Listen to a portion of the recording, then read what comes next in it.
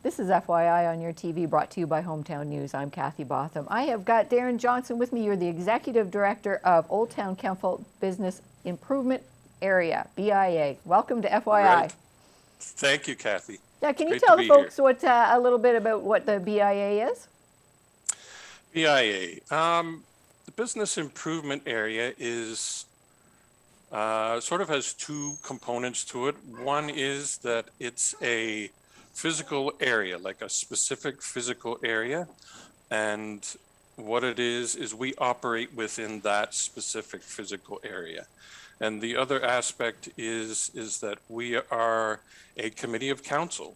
So we are governed by the Municipal Act and all of the provincial laws that would apply to municipal government. So we represent the business owners and the property owners within that footprint, that designated area. So we're situated in the downtown of Kemptville. So that's how we typically refer to ourselves, as downtown, because when you say BIA, some eyes glaze over and people don't understand what a BIA is. So yeah. Oh, excellent. We're downtown. Excellent, excellent. And like we've been going through the pandemic for a year and a half. So the fact that you and I are talking right now about another event that's happening and it's opening up a little bit, but we're going to be safe, is wonderful.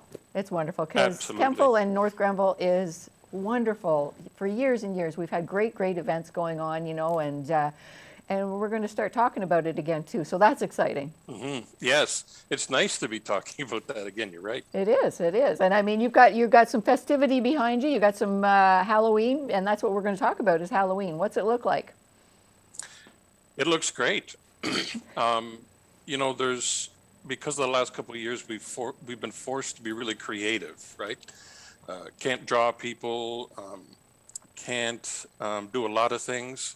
So it's really forced us to be creative. So now that we have the opportunity maybe to sort of embrace people again with restrictions, of course, but we're all in for that. And we're trying to do as much as we can to not necessarily get people to come downtown to gather, but give them an opportunity to casually stroll, cycle, drive by, be a part of things, and sort of space things out in terms of time. So, something's going on at 1 o'clock. No, we want to make sure that there's a nice wide window there for people to be able to participate in some of the stuff we're talking about.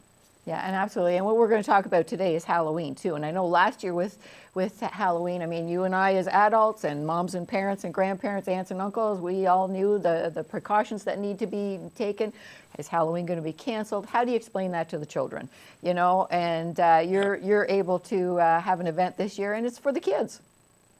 Yeah, absolutely. So we recognize that a couple of years ago, the last time we did our Creepy Kemptville event, sort of the basis for it was the businesses that are part of downtown would open up their doors and give away treats to kids that would come in. So we haven't been able to do that. And some of our businesses still aren't particularly comfortable with, once again, attracting a whole bunch of people all at the same time. So what we came up with was we're going to give the treats out from an outdoor location that's spacious.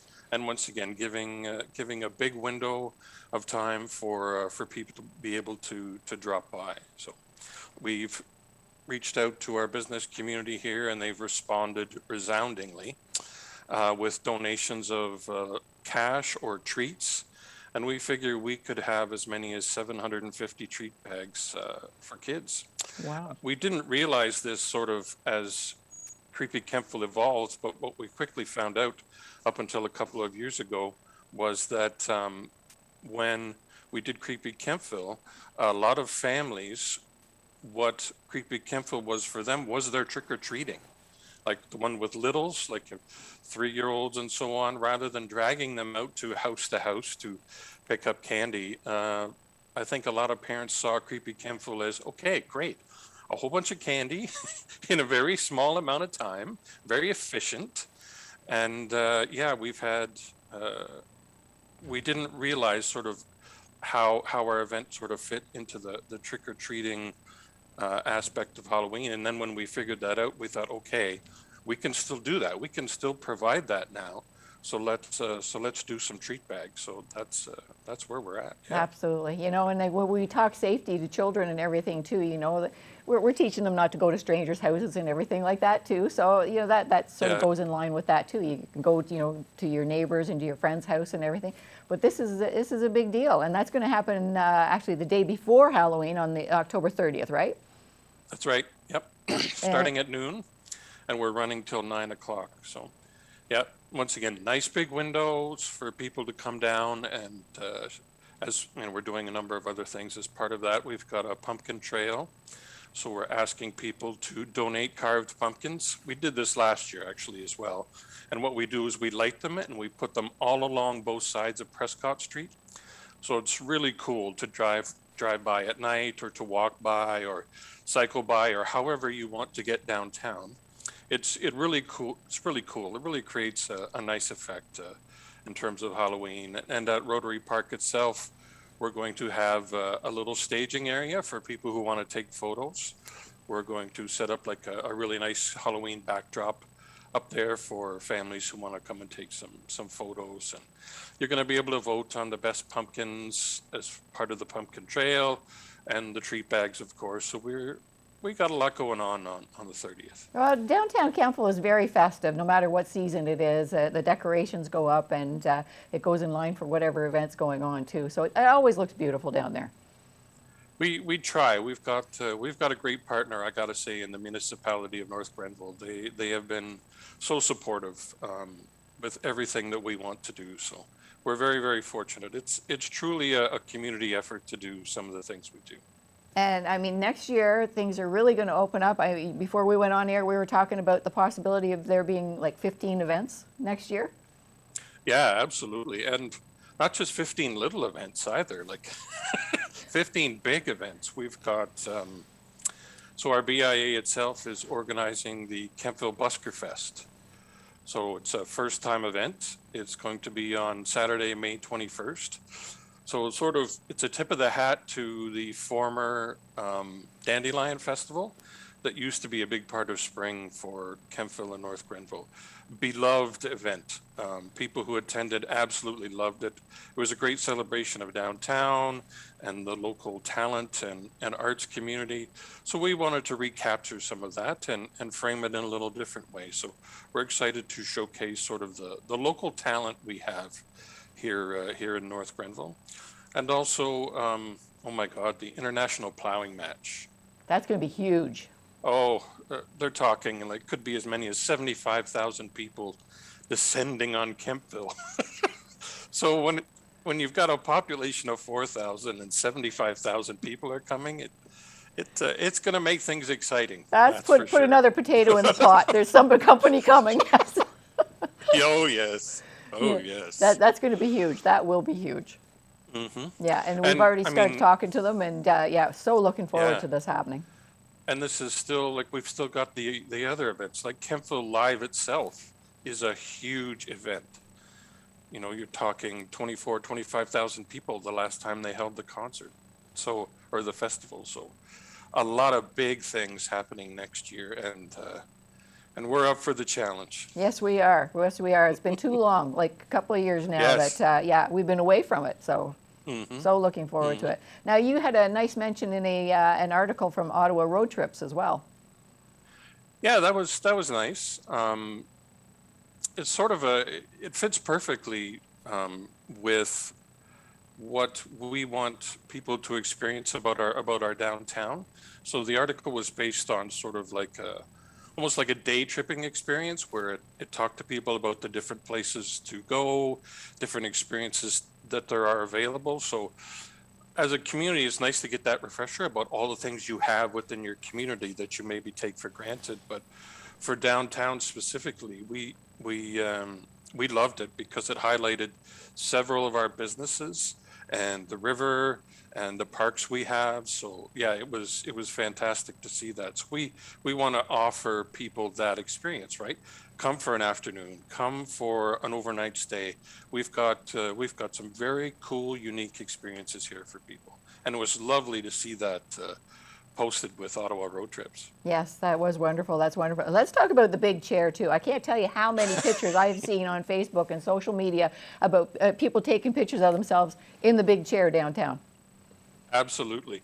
We were very fortunate to be part of a small group working to bringing those chairs. There's 5 of them throughout North Grenville, and we're actually working on some programming around sort of going and visiting the site of each one. And so we're really, it's not just a one-off thing with the photo, but we're very fortunate to work with the Best Adirondack Chair Company and the Chamber of Commerce and the Municipality of North Grenville and other partners. But yeah, they are fun. They're just, what more can you say about a huge Adirondack chair right in the middle of Rotary Park? So It's yeah, beautiful. it's definitely a magnet for people for sure. I really, from the photography point of view too, the way they have it set up, with the background and everything, it's awesome. Perfectly set. It was, I gotta say, it was totally planned that way because of the view in the back with the river. Yeah, it worked out perfectly. We're thrilled. Excellent. We really are. Oh, that's Great great. addition to downtown. It is, for sure, for sure. Now, if we go back to your pumpkin carving contest, when does that start? When do you want the pumpkins in by? We're asking for drop-off on Friday the 29th from 5 to 8 p.m. at 28 Prescott Street. That's just across from the library. The Bodhi Tree Yoga Center is the place we're using for drop-off. So Friday, October 29th, 5 to 8 p.m. And then the following morning, so the morning of the event, so Saturday, October 30th, from 8 a.m. to 12 p.m. So you can drop off your pumpkins anytime in there, in person. And of course, if you want to reach out to us at bia@northgrenville.on.ca, send us a quick email. If you're going to be away those 2 days, but you still want to participate, just fire us a quick email and we can make arrangements. We have a little bit of storage space. So Excellent. Now, are you still looking for some treats, some candies, that sort of thing too? absolutely. How Yeah. do they do that? Same thing. Send us an email, bia@northgrenville.on.ca. And we'll make all the arrangements to pick up whatever you have, or if you want to drop it off, same thing. We can work that out too. So we'd like to get all those donations in place as soon as we could. So if we have some folks who are willing to donate, we're very grateful. So thank you. And yeah, we really want to get that in place as soon as we can. Get those treat bags done because the bags are here and they're waiting. So Excellent, excellent. we got some work to do. Yes, you will, for sure, for sure. Now, you've got your AGM coming up not till November 22nd. Yep. Is that open to the public? How does that work? Absolutely. So it's an annual meeting. It's just sort of for us, it gives us an opportunity to summarize the year, what we did, the results we had from all of our efforts. We touch on things we want to do for the following year. We present the budget to our members and to anyone who's present. We present our budget for the following year, just so everyone has an idea. Like it's been so challenging to try to reach out to people these days, to connect with them, to share information that I think AGMs, things like this, where people just have, rather than a one-on-one thing, it's more casual. Right. So they can just sort of drop in, hear what they need to hear, and then make their escape. So we also want to make this a little more fun. Last year's AGM was great. We had some couple of short interviews, or not video interviews, but a couple of short videos from the MP and the MPP, thanking our chair, Debbie Wilson, who was a champion for us. And we've got a new chair. So now we want to introduce people to our new chair, Megan Cumming, and have people get to know her because she's very, very dynamic. So we're very grateful to have her too. We've been blessed. We've had some outstanding chairs for our board. So sometimes it's just good to show off your volunteers, you know? Yes, it is. Absolutely, it is. Yes, for sure, for sure. Now, Deron, you say your office is at the Bodhi Tree. Is that how people get a hold of you? Yes, that's right. They can drop by. I'm not always here because I'm a coffee addict. So sometimes I'm up the street getting coffee. But yes, absolutely. 28 Prescott Street, or you can flag me down if you see me on the street. I don't know if I have an identity of my own anymore, other than I'm the guy who works downtown. But I'm good with that. So yep, drop by the office, email. Um, there's also a phone number that I won't necessarily share publicly because it's my own, but I can be reached through my phone as well. So Excellent, excellent. So is there yeah. anything that you'd like to add before we wrap up? I just want to say, I guess quickly about the BIA. I am so proud of the BIA itself, all of our volunteers, and actually all of our member businesses too. This has been, as you can imagine, a very rough time. The pandemic has really been tough, and I gotta say I'm proud of everyone, the efforts they've put in, basically their survival skills, because it's challenging to operate a business at the best of times. But during a pandemic, I mean, everything just can dry up at a moment's notice. So I'm just so impressed with how we've responded once again as an organization, but our members too, and how they've literally thrown everything they can at the pandemic to stay alive. So I'm happy to say that we've only lost 2 businesses in our area. I would say that are pandemic related, but we've also had some expansions. We've had new businesses move in. So even during the pandemic, we've got good news to share. So Absolutely. I'm so happy with the way things have gone over the past, like I said, year and a half, pandemic or not. There are great things happening downtown, and we've got some great people. And, I encourage people, we have to wear your mask, you have to social distance, just be kind, be kind. The business owners are trying to do their best, and if they're trying to instill the rules, just be kind. Yes, we've got, yeah, that's a great point, because I know our local business owners are still providing as much, if not more. They've really tried to up their game in terms of service. And I know being asked to police a pandemic-related situation is very demanding and very stressful for everyone. So you're absolutely right. Kindness always matters. That's right. Kindness prevails. That's right. That's right. Absolutely. That's right. Thank you very much for joining us today, Deron Johnston, the Executive Director of Old Town Kemptville Business Improvement Area.